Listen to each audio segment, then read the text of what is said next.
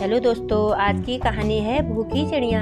वर्षों पहले टिंकू चिड़िया अपने माता पिता और 5 भाइयों के साथ घंटा घर में रहती थी। टिंकू पंछी छोटा था, उसके पंख मुलायम थे। उनकी माँ ने उन्हें घंटा घर की धुन पर ही चहकना सिखाया था। घंटा घर के पास एक घर था जिससे पंछियों से प्रेम करने वाली एक महिला रहती थी।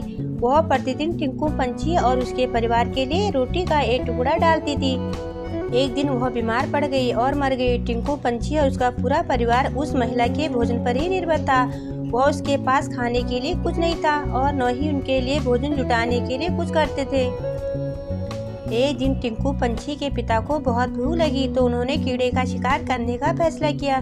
कड़ी मेहनत के बाद उन्हें 3 कीड़े मिले तो परिवार के लिए पर्याप्त नहीं थे।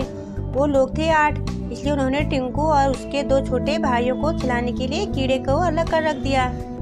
उधर खाने की तलाश में भटकते हुए टिंकू, उसका भाई और उसकी माँ कुछ ढूंढने के लिए एक घर की खिड़की पर चोंच मार रहे थे, लेकिन कुछ नहीं मिला। उसके बदले घर के मालिक ने उन पर राख फेंक दी, जिससे वो तीनों भूरे हो गए।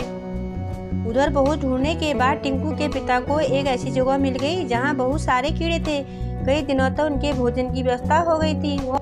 वह खुशी खुशी घर पहुँचा तो वहाँ कोई नहीं मिला। वह परेशान हो गया।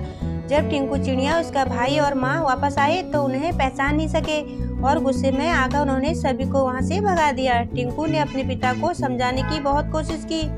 वह बार बार कहता रहा कि उस पर किसी ने रंग फेंका है, लेकिन टिंकू को असफलता हाथ लगी। उसकी माँ और भाई भी निराश हुए, लेकिन टिंकू ने हार नहीं मानी। वह उन्हें लेकर तालाब पर गई और स्नान करके सबको राख उतार दी। ये तीनों अब अपने पुराने फार्म में हैं। अब टिंकू के पिता ने भी उसे पहचान लिया और माफी मांगी। अब सभी लोग खुशी खुशी एक साथ रहने लगे। उसके पास भोजन की भी अब कमी नहीं थी। कहानी की शिक्षा, इस कहानी से हमें ये शिक्षा मिलती है कि कभी भी किसी पर पूरी तरह निर्भर ना रहें।